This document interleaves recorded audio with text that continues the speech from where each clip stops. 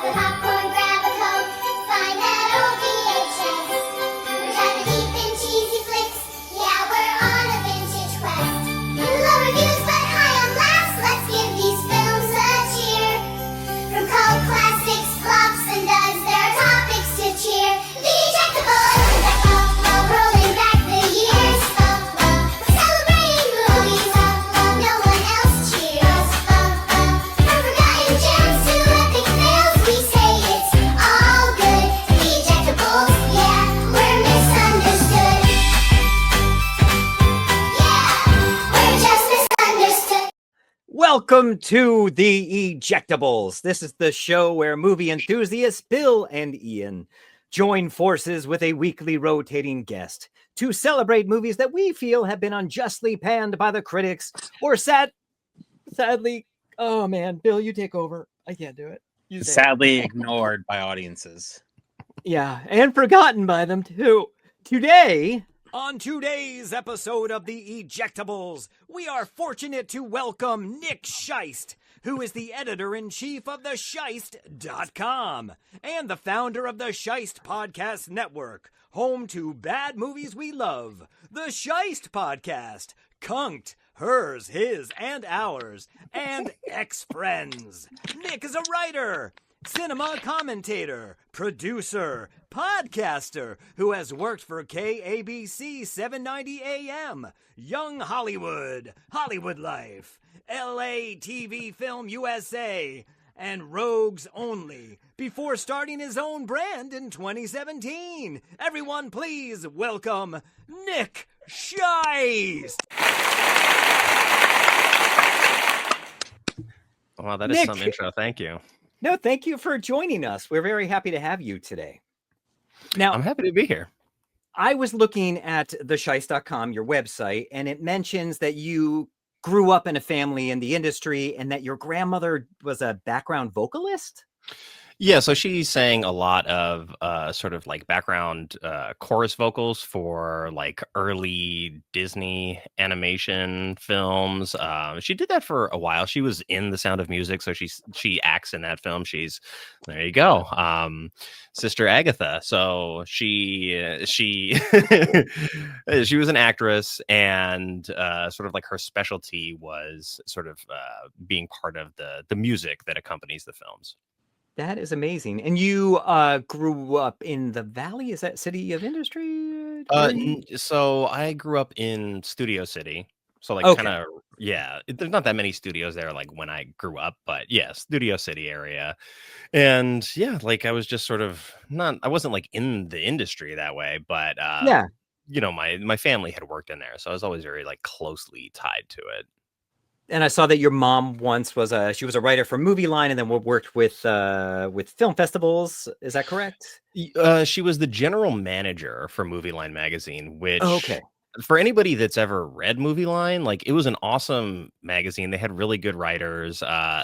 They hemorrhaged money every year because it was sort of like a passion project of the owner. And from what I remember, her husband had money from working in the software industry. And so she had some expendable income and it was kind of her pet project, but they were in the red every year. So as printing got more and more expensive, it became harder and harder to do. And then they eventually either merged or got bought out by Young Hollywood. And so that's when like the label changed from being Movie Line to Young Hollywood. Okay, now I get it. Well, thank you for joining us today. I don't know if you're aware, today is sometimes we have theme episodes. Today we have another theme episode. Maybe Bill told you. Lord of the Rings and Austin Powers, Nightmare on Elm Street, Final Destination, Elfin Blade, Dumb and Dumber 2, Magnolia and Rush Hour 2. These are the movies by New Line Cinema. New Line Cinema made us happy. New Line Cinema, sometimes crappy. We love New Line Cinema 'cause it is what movies are made for. New Line Cinema. It is the New Line Cinema episode. That was our beer commercial for it. Yeah, not that we are condoning drinking beer, people. It's just Never. movies. from New Line Cinema, but they're still around, right? New Line Cinema? No, they're part of Warner Brothers, and then Netflix just bought Warner Brothers, so Whoa, it's all over. Yeah, what are we gonna do? What should we do for jobs? Yeah, I don't know. Yeah, We could that's a fun podcast. question. Should we just podcast? Well, here's the the part of plan. the show where, oh shoot, I'm very sorry. The opera singer. Do not eject, do not eject, do not eject this. Bye, buddy. Hope you find your dad. Thanks, Mr. Narwhal. Bye. You could tell the opera singer's in a holiday mood today. Theme song and everything. So that brings us to the point, Nick, where you tell us what movie you picked for the show today. I chose a different movie first, and then we came back and settled on Dark City. Dark City from what 1998. Yeah. Why Dark City? It's a movie that I feel is good, but because of the existence of The Matrix, sort of became like a movie that doesn't exist. And I've talked to other friends about this and pondered like a world where Dark City became The Matrix, and so it's just always been one of my favorite movies. So I wanted to talk about it. I saw this at the theater. I remember being excited to see it. It didn't stick with me. I didn't love it at the time. But let's go to a trailer and then we will talk more about it. How does that sound? All right. Everybody? Yeah, sounds great. Here's the trailer for Dark City.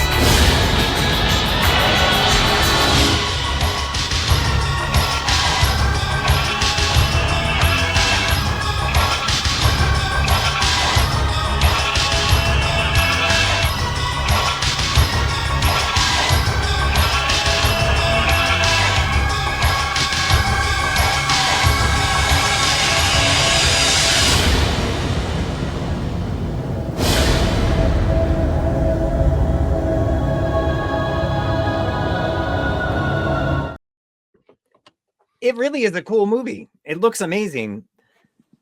What this came out like a year before Matrix, correct? Yes. Yeah. And you must have been really young when this came out. Did you see it at the theater when it came out? Yeah. I mean, I was 14, so not like super, super young, but I mean, probably too young to like probably watch this. It's borderline where it's like it's scary but not like insanely scary, and that was around the age anyway that I was. 97 was really like the year where it's like I'm starting to make more conscious decisions about the things that I watch and that I want to watch, rather than sort of being taken to the movies or given movies to watch by my parents, right? So all the things that are sort of around that time have much larger impact on sort of my overall movie behavior. Yeah, that makes sense. When I was the same age, many, many years before, those movies I presented on the show and it was the 40s. I'm older than you think, Bill, and way more mature. Bill, what'd you think of this one? Controversial hot take. I think this is better than The Matrix, and you definitely have to watch it without the director's cut, because the studio cut that they released had a major spoiler and the voiceover in the beginning. So they made them so that voiceover in the beginning reveals like a big plot point. reveals a big plot point. Everyone's like, what the fuck is going on here? I think it's better than the Matrix. I know they used Matrix. You used a couple of their sets. Oh yeah, that's right. Yeah. I love this director. You know, iRobot was a little disappointing, but The Crow. The Crow. And I know that he had a big bomb before with Gods of Egypt or something like that. But now he's all about AI, and that's disappointing. But this movie's I think it's a masterpiece. I'm just glad that it came out during a time. I mean, to think about it, it's not intellectual property. Lem Dubs and David Goyer, who wrote Blade, worked on it. This came from scratch. You know, it's a pretty awesome thing that an original script like this. I mean, he's such a great director that I feel like it's just about moving the pieces. At another time, another place, he could have been as big as M. Night Shyamalan, you know? Wow. Yeah, I watched the director's cut as well this time. And I think last time when I saw it, the one time I saw it at the theater, I wanted it to be something different. But just watching it for what it is, I think it is. I have no complaints about it except for one. And I'm going to show you a picture of what my complaint is. Kiefer Sutherland. Oh, come on. Oh my God. The way he's like, I'm going to say 3 words and then I'm going to say 3 more words. And then he's like, so like, I don't know what he was trying. I don't think it worked. What'd you guys think of him in this? No offense, Kiefer. You've done well. Yeah, it's a weird sort of character choice. Like I think like it's sort of like implying that maybe he had like head trauma or something, because like you see like his eye is messed up, and so like I don't know exactly what happened to him. And it came and went too, like that when he was like in distress, it would be gone. I'm like, oh, what happened to your weird affliction? I don't know. Yeah, it would be one thing if he were not a character who was responsible for a lot of exposition in the film, right? Like he's the person who's filling in a lot of gaps for us. So saddling that character who's going to talk that way with that responsibility is an odd choice. Yeah, it was strange. I think they did I don't know if it was in the other cut, but in the director's cut, they did explain or show what happened to his eye, but I already forget. But I think it's a really good movie and so much. I'd say The Matrix is so much like it. It just doesn't have as much action, I think, is the difference, and maybe why The Matrix became that's a good point. Thing. And there's a 4K released by Arrow that's coming out this year or at the beginning of next year. So it deserves the presentation that everybody wants. Yeah. Now, I know on your own podcast, you cannot talk about this movie because you talk about bad movies. Correct. So if you could talk about this movie on your podcast, what would you like to say that you can't say on your podcast? That this is a fantastic film. It deserves to be seen, and I think respected as a predecessor to The Matrix in that way. And they do dabble in some similar ideology. I think what I like about this movie more than The Matrix, I don't even know that I would say that I like this movie more than The Matrix. Like I love both of them. They both sort of do different things for me. Yeah. Dark City to me is more cerebral. And I like what the movie is doing with the notion of identity, in the sense that are we kind of just meat sacks that are a product of our memories, or do we have free will? And The Matrix asks the question about free will in a much different way. So I like that in this movie, that it's sort of tackling it on a more sort of personal level. It's not necessarily about humanity as it is about this like one character and the notion of self. When coming back to this, I didn't remember like the style choices of, we see old cars and, the same vibe of like Streets of Fire. I'm like, it's just it's been overdone. But in this movie, they explain why there are the old cars and the different, periods and different buildings and stuff. So it is a much smarter movie than I remembered it being. It's much smarter than I am, as you can tell when I'm trying to talk about it. But I think it's a great pick. It really is a good movie. I think it holds up. It looks fantastic. I think special effects wise, it's great. And Richard O'Brien, who was Riff Raff in the Rocky Horror Show, is great in this as the lead bad dude. And also William Hurt is awesome. Oh yeah, absolutely. Especially now. Yeah. He's passed away, and that's not funny. What do you mean we all die? Yeah, we do. Yeah, we do. No, he was great. But he was better in Altered States, but he was good in this. No, Altered States is terrible. Oh, it's actually. Have you rewatched? That's actually no, because I'm the biggest Chayefsky fan. This is a topic for another day. Yeah. Okay. I just rewatched it. It's really interesting. I did not get it when I was a kid, but for now, people see this movie. People see Dark City. Anything else we want to say about it before the opera singer interrupts? I will say that it's the only time maybe that I've ever seen Rufus Sewell be the good guy. Oh, I think he's the villain in almost everything else that I've ever seen him in. And so that to me too, as it's aged, has gotten better because I'm like, I feel like he's a good lead. Like he is dark. He's a little mysterious. Like when he wakes up and he's got the notion that maybe he's a murderer, you kind of are like, well, maybe.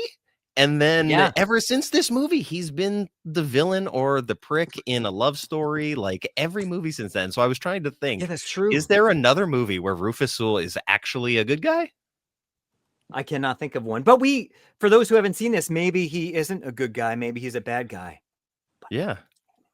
I know it's been 30 years, Ian. They haven't seen it. It's true. See the director's cut, though, people. Have you seen the director's cut? If you learn anything, to see the director's cut. Don't see the theatrical. I saw the director's cut last time I watched it, but this time I have all my stuff in storage because I moved recently, so I don't have the actual director's cut anymore, like physically on me. So I just watched it on Canopy. That poor director's cut. That's so rude of you to leave it all locked away like that. I know. Oh shoot! Come out to the coast. We'll get together, have a few laughs. Now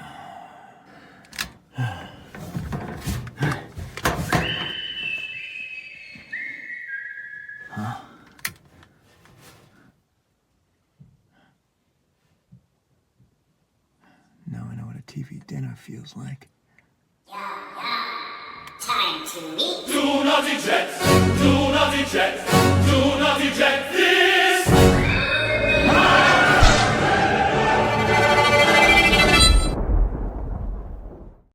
I don't even know what that was. I don't know. I mean, I like Die Hard, but the opera singer abused my footage there. So today I chose a movie called Critters 2. It is the sequel to Critters. Yeah. Or Gremlins. Yeah. I mean, this is directed by Mick Garris, 1988. This is not as smart as Dark City. It's just good fun. It's not trying to be anything more than that. But let's see a trailer and then we can discuss it more. It won't take too long to discuss. Something's coming. Something fierce. Something frightening. Something furry. The most popular home video stars of 1986 are back. And Grover's Bend is bursting at the seams with terror.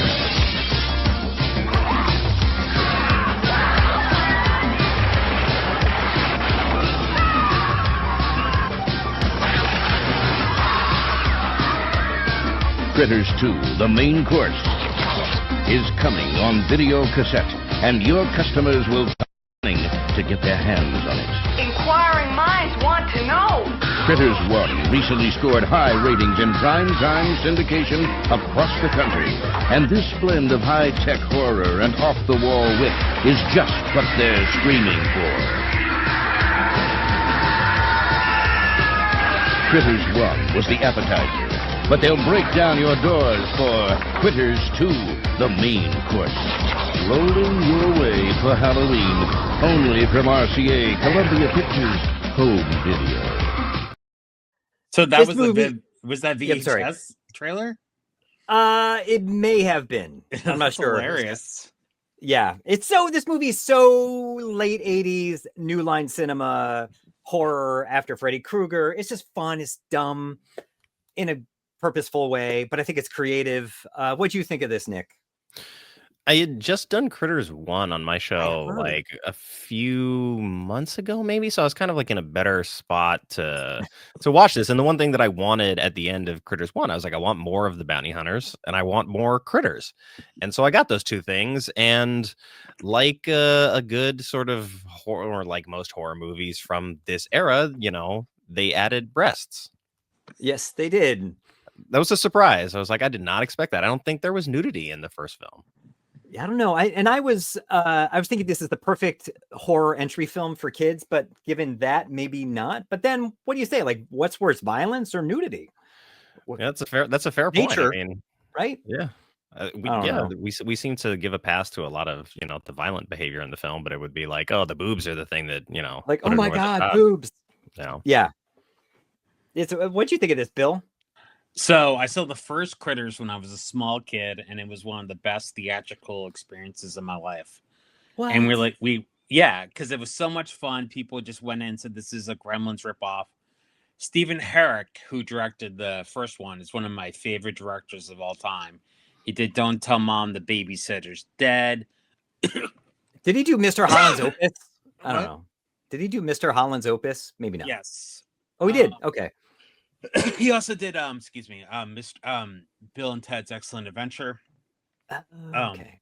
Yeah, and he's just the best. And so when this one, I never saw the second one, and then I got excited when I saw David Twohy, who was one of the writers on The Fugitive, wrote it, and it was all the same cast, and I kind of put together that it was like the town where all the first ones happened. It was great fun. It was super. It wasn't as kitsch as the original movie, and they tried to improve the first one. Like, did the first one have all those rolling critters together when they make? No, the ball thing was a new thing. Yeah, that was pretty adventurous. It was great fun. You have to watch the first one before you watch the second one, otherwise you don't know who the alien people are. I don't remember. Was this released in theaters? It must have been, right? I think it was. I only saw it on video. Yeah. I worked on this show called Time After Time, and the guy that plays Ugg, the lead bounty hunter, he was in Broadway and did Cats and everything. But I'm like, oh my god, you're the guy from Critters 2. Yeah. And I got a photo with him. He's like, oh, okay, thanks, Critters 2. Oh my god, he must have thought you were a stalker. I think he probably did. He's like, I bet he was like, he usually gets like the Broadway people. Then he's like, someone remembers me in Critters 2. But of course. And the sheriff that comes back, I guess he was in the first one, the guy from Better Call Saul. So you really have to watch the first one. Mick Garris is one of the nicest guys in Hollywood, so I was glad. Good podcast too that he had. Yeah. And then Scott Grimes was back. I remember him in the first one. It was more fun than I remembered. I was kind of shocked because usually your picks are horrible, Ian. I know. Well, there's tomorrow's episode we're doing to make up for it. Yeah. Yeah. So Bill, I think we've discussed this movie enough. It's really fun. Everyone go check it out. It's not brilliant, but maybe it's a good way to lighten things up after seeing Dark City. There you go. Yeah, if you like the first one, the second one is like more of the same, but maybe a little bit more dialed in on the fun and sort of leaving the notion that it wants to dabble in horror behind. Yeah, that's true. The first one's much darker. Ian, I'm shocked you didn't pick Ghoulies. Ghoulies is, I would say, a step much lower. It's a much lower budget kind of.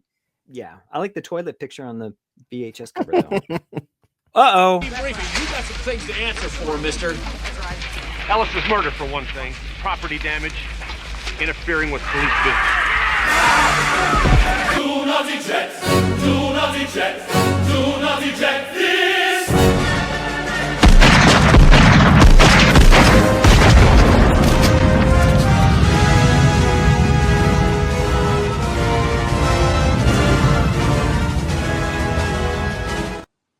Wow, another Christmas movie. It really is the season's greetings time. Bill, yes. What's Opera Singer wants you to talk about your movie? What is it? So I picked the New Line Cinema's The Long Kiss Goodnight, written by, whoa, look at that poster. That's not the poster I'm used to. Whoa. This one's good. Whoa. The Long Legs Goodnight, I see. Yeah. What's going on here? This is the VHS copy? I don't know what it was. It was the one I thought. Jeez. Directed by Rennie Harlan when Gina and Rennie were married. Is this before Cut Through Island or this is after? This is after. Yeah. And it's written by Shane Black, who sold it for over $2 million. It was a really hot spec. It came out 95, 96? 96. Yep. Yeah. And because of the backlash of how much the script sold for, and I think Samuel L. Jackson, it was like his first starring thing besides Pulp Fiction, right? He did National Lampoon's Loaded Weapon. It's should we watch a trailer? No, we should. No, Nick said we shouldn't. What do you think, Nick? Should we let him knock the whole movie? Yeah, okay. Yeah, I mean, it's your show. If you want to watch the trailer, I figured we should. I have amnesia, and I was a former CIA operative. Okay. Okay, do something with a knife. Okay, let's just. Hello, girls. Caitlin, come help me in the kitchen. Hurry up, because I forget where it is. That's her mom. She's got amnesia. What if you couldn't remember your real name, your first kiss, or your last goodbye? I don't remember. Honey, you have an ETA on that carrot? Stow it. And then suddenly, I used to do this. I'm a chef. Yo! without warning, Give me something else. Celery! Scallions! Ah! all your memories Name's Charlie. I'm coming back. came flooding back to you. Evening, Charlie. Long time. One bullet at a time. I got movement on Samantha Kane. You're kidding. I mean, I have a lead on someone. They still have some of her stuff. This man, he's going to help me find some things out, so we'll be safe. Your full name is Charlene Elizabeth Baltimore. This could be trouble. My name is Samantha Kane. No, forget all that. I'm in the PTA. Then quit! You're an assassin working for the United States government. We have 24 hours. We find her, and we kill her. Run for your life!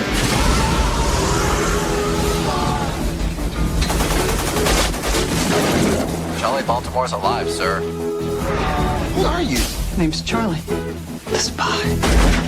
Back when we first met, you were all like, oh, boy, I burned the darn muffins. Now, you go into a bar, 10 minutes later, sailors come running out. What up with that? This fall. Honk if there's any trouble. Yeah, so Miss Daisy, I be honking. If you have plans for a calm, quiet evening, Cover your ears. Hey, should we get a dog? it's time to kiss them all. Good night.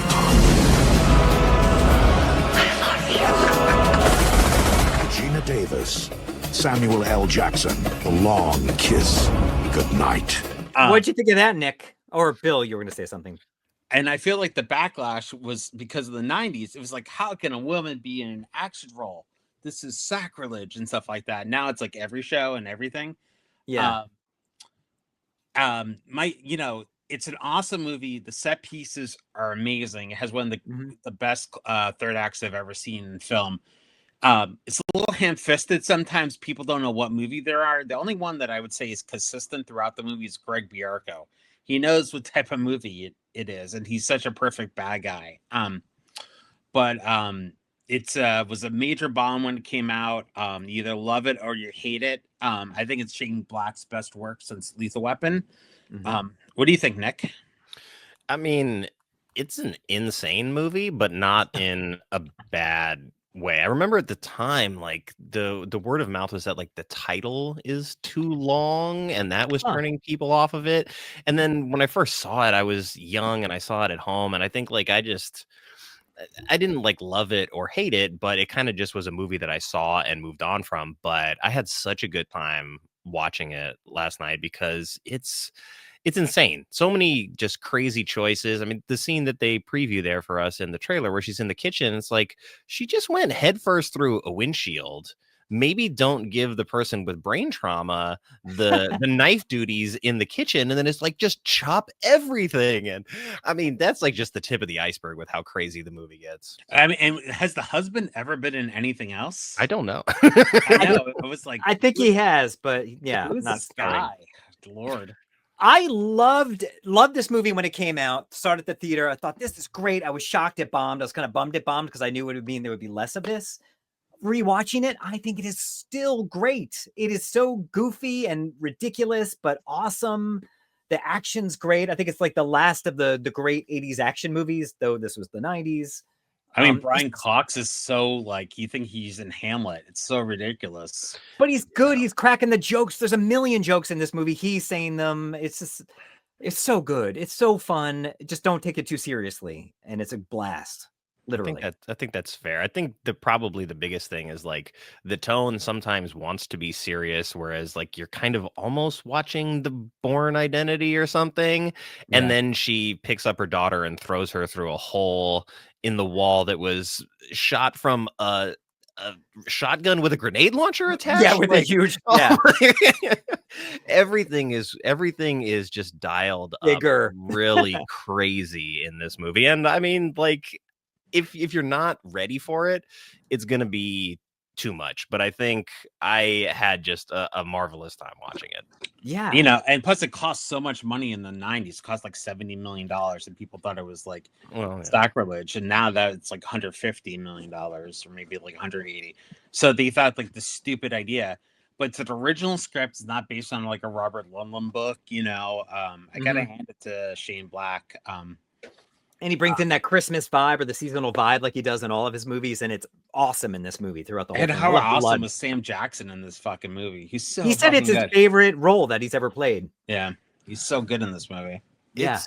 It's more to him than sort of some other roles. Like obviously he's got like very iconic roles where some of the like the line readings are very iconic and Snakes on a Plane. Yeah, exactly. So it's like we see Sam Jackson in so many different roles. I'm trying to think of another movie where I saw him as a dad, like as a father who's Changing Lanes, which is a masterpiece. Also, that was good. That was good because it's like, you know, I think he reached a point in his career where it's like a lot of people are essentially hiring him to be a version of the Sam Jackson wisecracking the public knows. Yeah. And so in this, we get some of that, but we also see a lot more like nuanced character and like the connection that he has with Charlie sort of being a parent, I think makes this a lot different. And yeah, he's very, very good in it. I mean, the whole first introduction to him where he's very much talking to the guy that they bust in on, where he gives him like this lecture about how he's going to hire people to hunt him down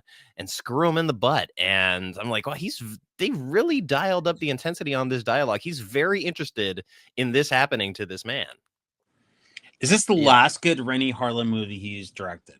That's what Cliffhanger. You have Fort Fairlane. Die Hard 2. You have this. I would say this is his best. In my opinion. No way. Not better than Die Hard 2 or Fort Fairlane. I mean, I love Fort Fairlane, but I think this is a better film. It was Die Hard 2. It's fine. But yeah, I think this Shane Black didn't write for years after this movie, after it bombed, I think. Yeah. But they were saying he stepped away after taking that big payday. He's like, I guess people came down on him for that. And he's like, whatever, I don't need this. And he walked away with a lot of money. That's fair. Yeah. I want to ask you both the question though. Yeah. So I had just gone and seen Kill Bill, the whole bloody affair, like a couple days ago. So 4 hours of that. And so that's a trained assassin shot in the head, loses memory. And then in Kill Bill, they have a cover of She's Not There. And then in this song, in this movie where she's bleaching her hair at the hotel, it's Santana's original version of She's Not There. And so I don't know if it's ever been spoken about because I've never heard that specific sort of connection, but I'm like, it's just too coincidental for all those things to line up and have it not be somehow influenced. You know what else got away with it because it wasn't very successful. You know what else is crazy? I watched this Scorsese doc on Apple Plus, and he did this documentary about his former assistant who was a heroin dealer. He plays Easy Andy and Taxi Driver. So he's talking. So there's a documentary that Scorsese made about him in the 70s, well, in between the wait. And the guy's talking about how he stabbed someone with a pen while they overdosed. And it's literally the same scene in Pulp Fiction. And I go, oh my God, like this, he's like shameless. Like, it's like crazy. So yeah. Well, like I'm sure he loves this movie, and I'm sure that he just stole it. You know. We didn't put him in the crosshair. Like he's decided to do this to himself over the last few days with like deciding to attack Paul Dano for no reason. But yeah, I read a really sort of like interesting like step-by-step thing. It was like an Instagram post or something, but it was very well thought out and well articulated. And I was like, well, you know what? I really have to probably go back. And then I see something like this. I'm like, there's no way that this is not taken from this movie and added to Kill Bill, which I mean, it works in Kill Bill. I'm not upset at it, but I mean, yeah. How was the experience of watching that? How was the whole affair? Honestly, it's great. I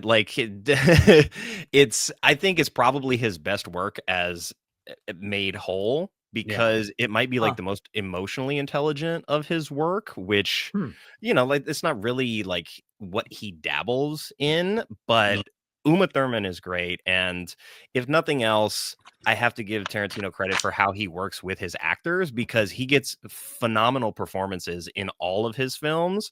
And so there's obviously something there to where I wouldn't say like he's a bad director. Like it's kind of come and gone, whereas like he was like, you know, the sort of outsider darling, and then he became sort of like entrenched industry and he was the establishment, and now like he won't make the last film and he won't like stop talking, and so blah blah blah blah. But all that aside, the 4.5 hours is a fantastic sort of work. 4.5 hours. Which theater in LA? Do you feel it? Does it feel like it, or is it fun?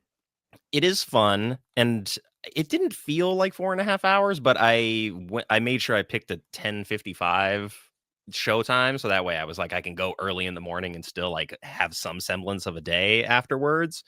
And yeah, I feel like it's pretty brisk. The intermission comes and goes, and I think just like the pacing of the films is good, so it never feels like a chore. The only part that feels like a chore is like the setup in the beginning of the first one, like the first half an hour or so. But I was always partial to the first one just based on its like stylistic choices, the inclusion of the anime sequence and sort of like the world building around it.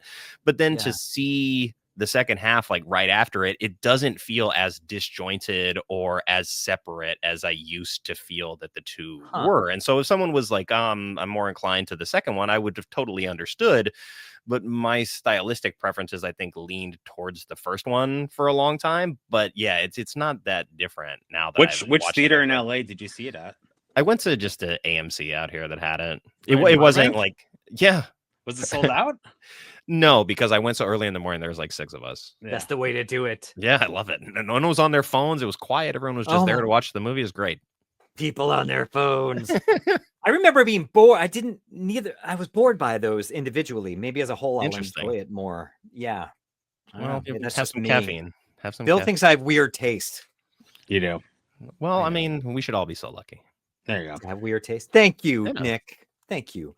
So this, we come to the time of the show when we get to choose which movie we would choose, but not our own pick, to be the winner of the week. Fair. What movie would you choose? I would choose Long Kiss Goodnight. I'm telling Mick Garris. Mick, I'm sorry. I mean, look, if Critters 2 had Gina Davis like chopping vegetables and throwing knives, then I would probably give it to Critters 2. There you go. Maybe there's an extended cut with her doing it. I actually, we didn't say about your movie, Bill. I think she is so great in Long Kiss Goodnight. I think Gina Davis knocks it out of the park, literally. But I think she's so great in this. And also, Alan Silvestri's score is awesome. So fucking good. Has he ever done an action movie like that? No. He did Judge Dredd. Oh, okay. That counts. I like the one with Stallone. Yeah. I kind of like it. Yeah. And now he has like a gold medal. Medal of Freedom or something. You're Sylvester or Stallone? Stallone. Oh yeah. Yeah. Sorry. Too soon. I think Dark City's excellent. It's just not necessarily my pick. Fair. Long Kiss Goodnight's just a total blast. I'm going with Long Kiss Goodnight as well. It is one of my favorite action movies. And I'm gonna go because I've been inside Mick Garris's house, so I'm gonna say Critters 2. Oh, but Nick, your choice is great. So no one wins. No, I win. We did. I always forget how this. Yeah, I'm tired. Oh yeah. So what do you win, Bill? So 2 against 1 is 2. Yeah. I'm an actor. I don't know how to. What am I winning in? You win. Look, Bill. My headshot from 1990. I have a physical one. All right. Sign it for him at least. I'm going to sign it. It's my only copy. No, you can have it. Congratulations, Bill. I'm very proud of you. We can find these movies. Critters 2 can be found on Plex, Tubi, or you can rent it on iTunes or Prime. Dark City is available in a, what'd you say, Bill? It's a 4K. Yeah, from Arrow Video coming out soon. And you can also rent it in lower quality versions from Plex and Tubi. And there's an Arrow Long Kiss Goodnight, a 4K one that's beautiful as well. That just came out. Or again, you can see it in a worse version on Tubi or rent it on iTunes. With the fake poster. With the fake poster. I like that poster. Anyway, Nick, thank you so much for your time. Thanks for coming on. You. Oh, awesome pick. I'm so glad to be here. Gentlemen, I would extend this to both of you if you want to come on Bad Movies We Love. Granted, it's one movie at a time. If you can agree on a bad movie that you both love and want to do it, or if you want to come on individually, I'm happy to have you. Weekend at Bernie's. No, that's done. Weekend at Bernie's. No, that's a great movie. We do not have very similar tastes, Bill and myself. He likes bad comedies. I like things that are better. No, he likes horrible movies. My picks these couple of weeks are interesting. Horrible. Yeah, but we'd love to come on. That'd be amazing. Let's do it, Bill. We'll think of something. Okay. Okay, thank you, Nick. Thank you, Nick. Thank you. Hang by for a second. Everyone else, like, share, tell your friends. Have a great holidays. Drink some eggnog, spiked or not, whatever. Nick, stand by. Goodbye, everyone else. The Ejectables.